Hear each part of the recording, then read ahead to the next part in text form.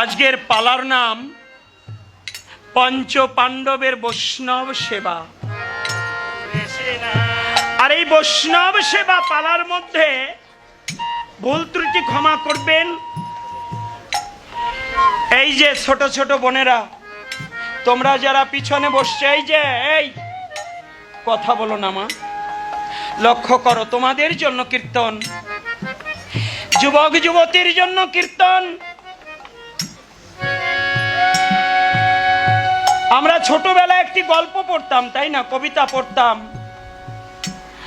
আমরা যদি না জাগি মা কেমনে সকাল হবে, তোমার ছেলে উঠলে মাগো রাত পোহাবে তবে। আজ সনাতনের বড় অন্ধকার, বড় রাত। এই অমানিসা সনাতন কুল থেকে হটাতে হলে বা এই অমানিসা থেকে আলোর মুখ দেখতে হলে আমার যুবক যুবতী যদি কৃষ্ণ ভজনায় এগিয়ে আসে তবেই হবে মুক্তি, নইলে মুক্তির কোনো দিশা নাই, নইলে কোনো পথ নাই। তাই আমি যুবক যুবতীর মনের কোণে জেগে থাকতে চাই, বেঁচে থাকতে চাই তাদের মনের মাঝে। তাই বৈষ্ণব সেবা পালায় ব্রতী হলাম। এই বৈষ্ণব সেবা কেন? কুরুপতি অন্ধ ধৃতরাষ্ট্রের শতপুত্র আর পাণ্ডু রাজার পঞ্চপুত্র। পাণ্ডু অর্থাৎ জ্ঞানী, আর ধৃতরাষ্ট্র যে শতপুত্র, ধৃতরাষ্ট্র হলো মন। এই মনের শত চাহিদা পূরণ হয় না, লোভ, লালসা, কামনা, বাসনা ইত্যাদি শত শত প্রকার বাসনা। কুরুপতির কয়জন ছেলে? 100 ছেলে না? অন্ধ ধৃতরাষ্ট্রের শতপুত্র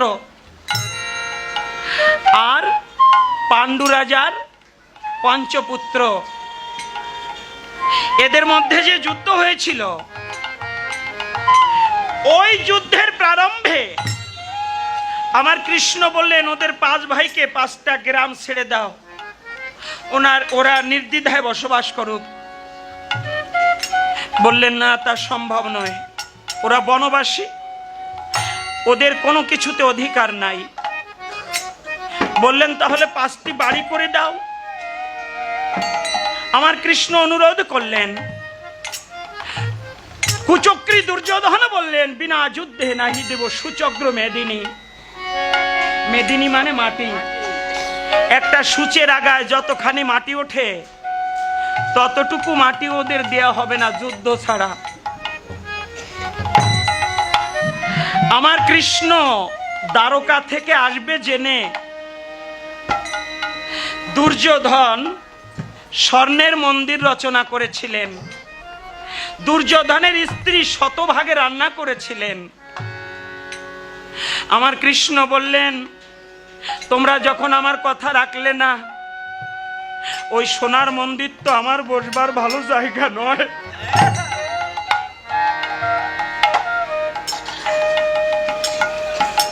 আমার ভগবান সোনার মন্দিরে বসেন, ভগবান বসেন ভক্তের হৃদয় মন্দিরে।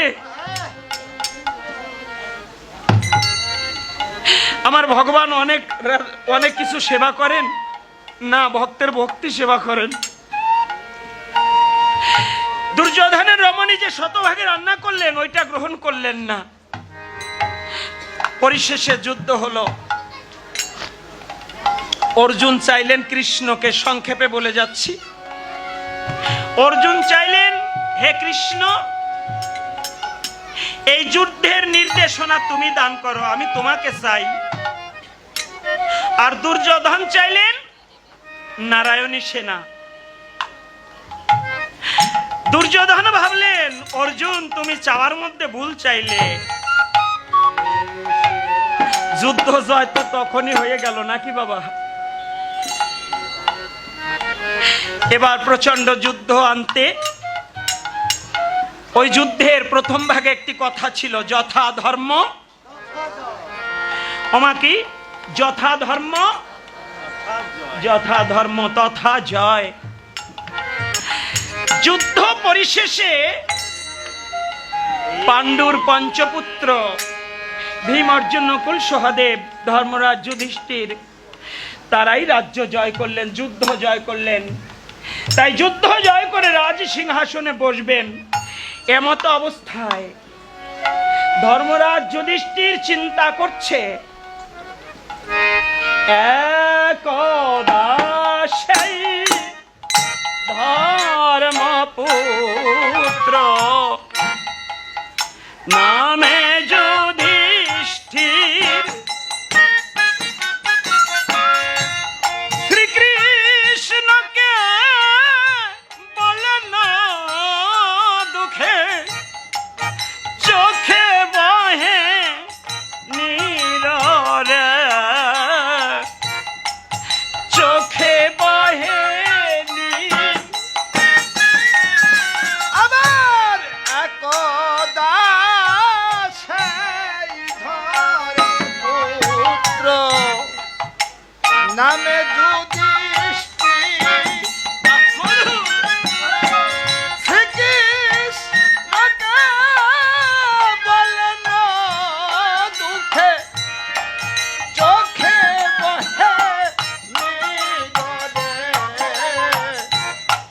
চোখে বহে নীর।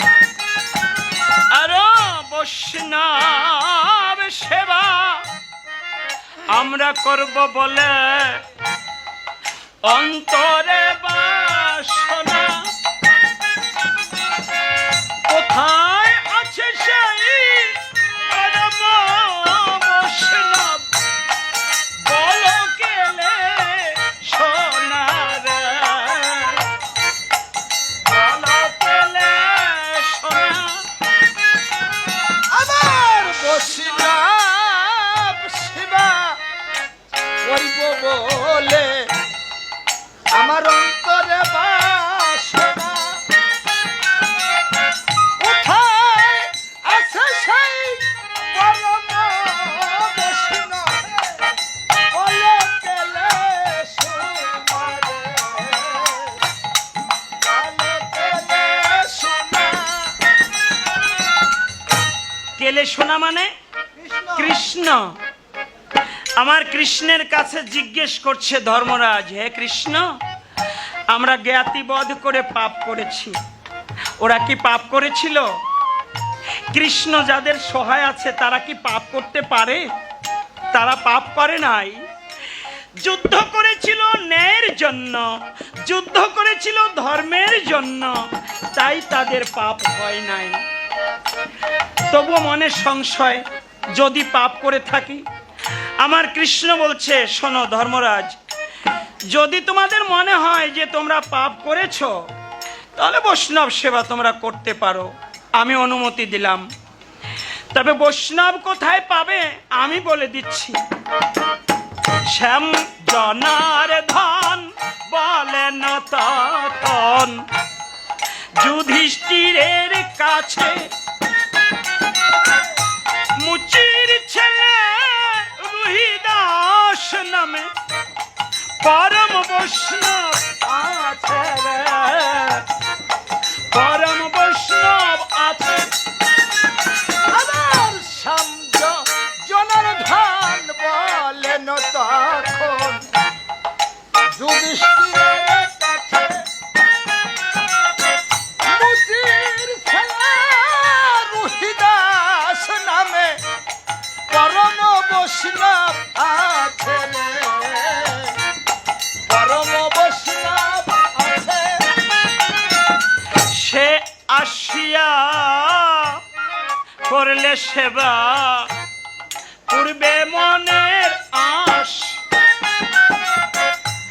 তাকে তুমি বৈষ্ণব বলে করিও বিশ্বাস রে, করিও বিশ্বাস।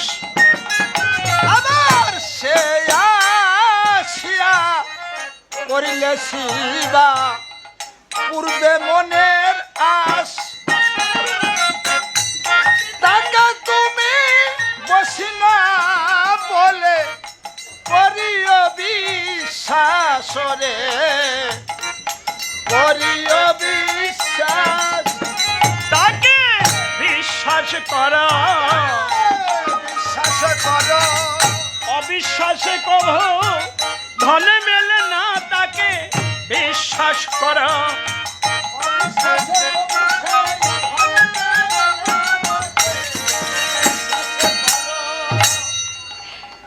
বিশ্বাস ভক্তি মুক্তির সিঁড়ি যুক্তিতর্কে নাগাল পায় না। বিশ্বাস ভিন্ন বিশ্ব মাঝে ঈশ্বরের সাধনাও হয় না।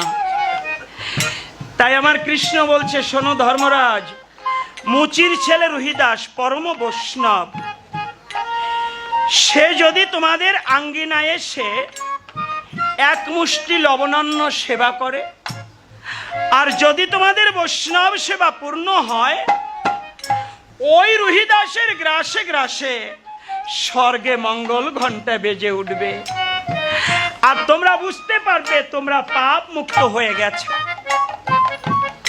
এই কথাগুলো আমার কৃষ্ণ যখন বলছে, সবাই মেনে নিয়েছে। রুহিদাস বৈষ্ণব হতেও পারে, কিন্তু ওই 5 ভাইয়ের মাঝে একজন মানতে পারেন নাই। তিনি কে? তিনি হলেন তৃতীয় পাণ্ডব অর্জুন। অর্জুনের মনের ধারণা, মুচি কখনো বৈষ্ণব হতে পারে না। এবার ধর্মরাজ বললেন, হে কৃষ্ণ, তুমি বলে দাও, ওই রুহিদাসকে নিমন্ত্রণ করতে কে যাবে? অর্জুন মনে মনে ভাবছে, নিমন্ত্রণ করতে আর যাকে পাঠায় পাঠাক, আমি তো যাব না। কেননা মুচির বাড়ি আমি যাব, মান মর্যাদা সব শেষ হয়ে যাবে। এবার আমার কৃষ্ণ নীলকান্তমণি অন্তর্যামী অন্তর মাঝে জেনে জেনে অর্জুনের পানে তাকিয়ে ডাক দিয়ে বললেন, শোনো ধর্মরাজ, এই বৈষ্ণব সেবার নিমন্ত্রণ যদি তৃতীয় পাণ্ডব অর্জুন করতে যায় তবেই বড় ভালো হয়।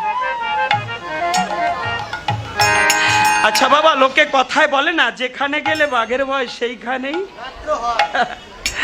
আজ অর্জুনের অবস্থা তদনুরূপ। অর্জুন বীরবেশী সন্ন্যাসীর বেশ ধারণ করে কিভাবে চললেন।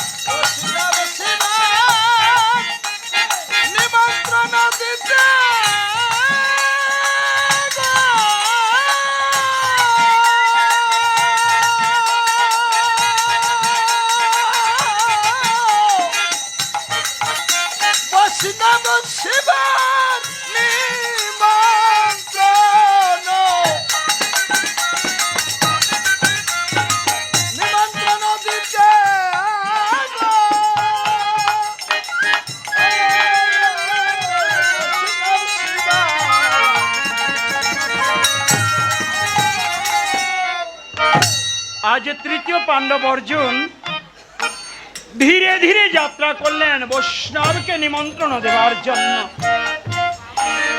যেতে যেতে পথ মধ্যে দেখতে পায় একটা তালপাতার কুড়ে ঘর। ওই কুড়ে ঘর দেখে আরো হিংসায় জ্বলে উঠেছে। তালপাতারা পর্ণ কুঠির দেখে বীরে মন হয় অস্থির। পর্ণ কুঠির দেখে বীরে মন হয় অস্থির। ধীর ভাবে চলে রোহিদাস ভবনে গো।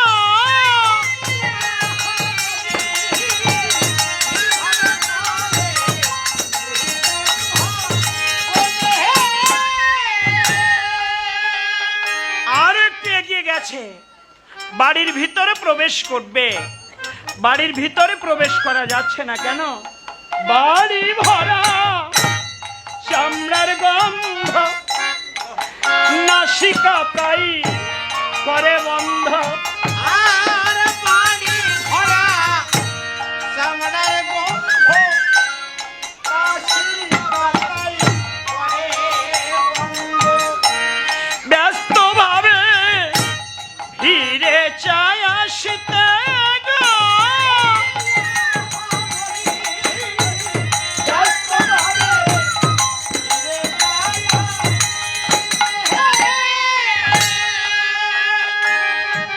আজ তৃতীয় পাণ্ডব অর্জুন বাড়ির ভিতরে প্রবেশ করবে, কিন্তু চামড়ার গন্ধে বাড়িতে প্রবেশ করা যাচ্ছে না। তাই বস্ত্র দ্বারা নাসিকা রুদ্ধ করি ধীরে ধীরে বাড়ির ভিতরে প্রবেশ করলেন।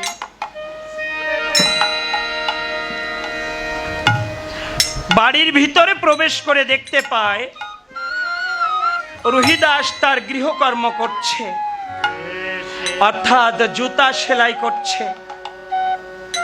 মুচির ছেলে তো জুতা সেলাই করছে, যদিও গুনগুন স্বরে মধুমাখা কৃষ্ণ নাম করছে, আর আখি জলে প্লাবিত হয়ে যাচ্ছে।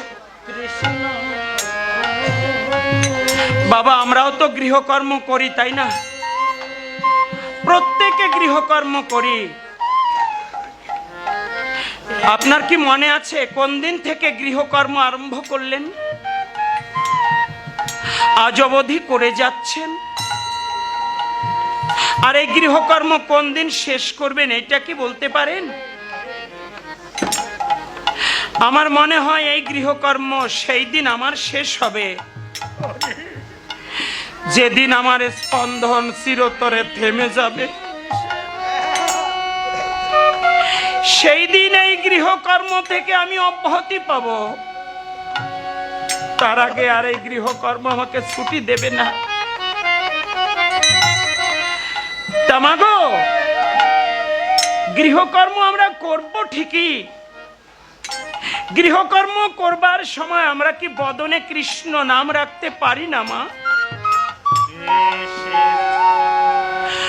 আমরা যদি বদনে কৃষ্ণ নাম রাখি, গৃহকর্মের তো কোনো ক্ষতি হয় না।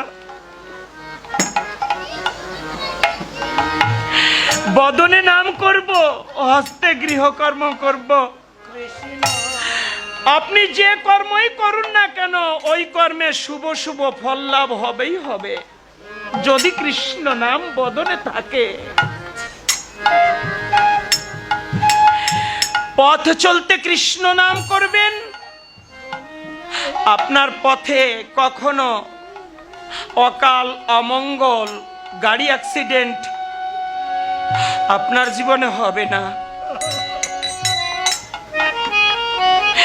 কেননা কৃষ্ণ নাম সহায় করে প্রহ্লাদ যখন সাগরের জলে ডুবে মরে নাই, আপনি মরবেন এটা ভাবলেন কি করে?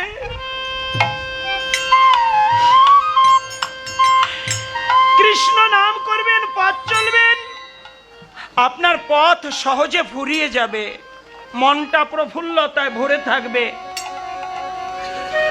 দুঃখ ক্লেশ, পরনিন্দা, হিংসা, সমালোচনা এগুলো আপনার মনে কখনো উদয় হবে না। জমিতে যাবেন, চারা বীজ রোপণ বপন করবেন, আগাছা নিড়াবেন, কৃষ্ণ নাম করবেন, ওই জমিতে ভালো ফসল ফলতেই হবে। আমার সতী লক্ষ্মী পরমারাধ্যা মায়েদের কাছে বলে যাই, মা ভোরবেলায় চলে যাব মা। কেউ যদি ছেলে হিসেবে ভালোবেসে থাকেন, চরণে ধরে একটা অনুরোধ করে যাই, মা রান্না করতে যখন যাবেন বদনে কৃষ্ণ নাম রাখবেন। আপনার রান্নার স্বাদ বেড়ে যাবে। আপনি যা কিছু রান্না করবেন স্বাদ বেড়ে যাবে। আর কৃষ্ণ নাম করে রান্না করবেন যবে, ওই কৃষ্ণ নামের গুণে আপনি যা রান্না করবেন, ওই রন্ধনকৃত দ্রব্য দ্বারা বৈকুণ্ঠের নারায়ণের সেবা হয়ে যাবে।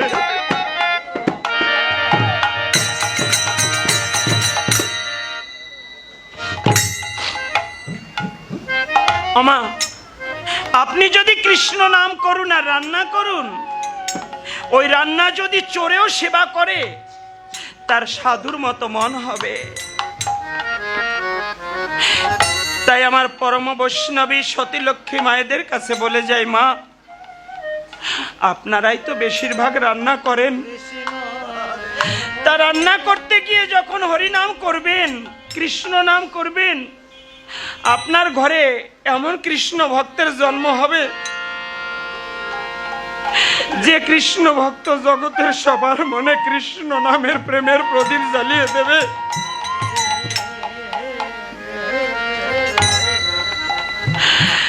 আপনি যদি কৃষ্ণ নাম করুন, রান্না করুন, আমার মতো দুষ্ট ছেলের জন্ম হবে না মা। আপনার ঘরে এমন ছেলে আসতে পারে, স্বামীজি বিবেকানন্দের মতো ছেলে, লোকনাথ ব্রহ্মচারীর মতো ছেলে, আমার গণেশ পাগলের মতো ছেলে।